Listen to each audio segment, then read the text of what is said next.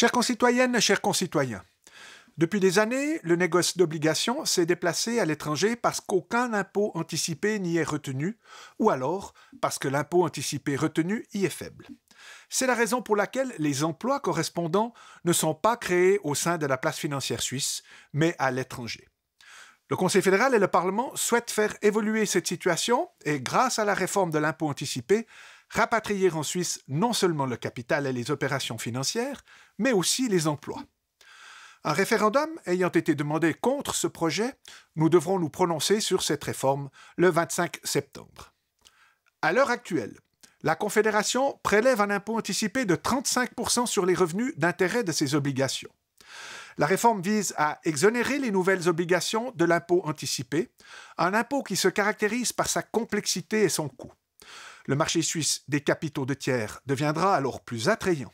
Le droit de timbre sur la négociation d'obligations suisses doit aussi être abrogé.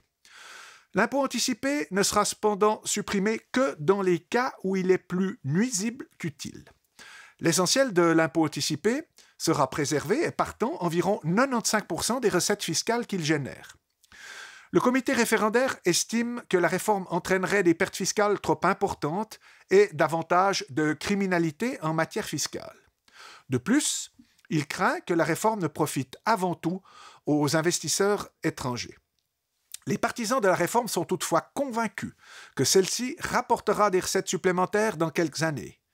En émettant à nouveau plus souvent leurs obligations en Suisse, les entreprises contribueront à la création d'emplois et de recettes fiscales. Dans le meilleur des cas, la réforme pourrait donc s'autofinancer dès l'année de son entrée en vigueur.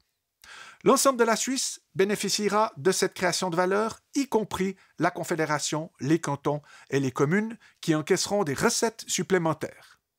À court terme, la réforme devrait entraîner des diminutions de recettes estimées à plusieurs dizaines de millions de francs par an, et si la situation économique reste stable, le manque à gagner à long terme devrait se monter à environ 250 millions de francs par an. En fonction du niveau des taux d'intérêt, les pertes de recettes pourraient augmenter. La pression exercée sur la Suisse et la concurrence internationale s'intensifient. Les États membres de l'OCDE ont lancé une imposition minimale qui menace l'avantage concurrentiel dont bénéficie la Suisse et porte atteinte à son système fédéral. La réforme de l'impôt anticipé contribuera grandement au maintien de la compétitivité de la Suisse et de l'attractivité de son site d'implantation, ce dont nous profiterons tous. Pour toutes ces raisons, le Conseil fédéral et le Parlement recommandent d'accepter la réforme.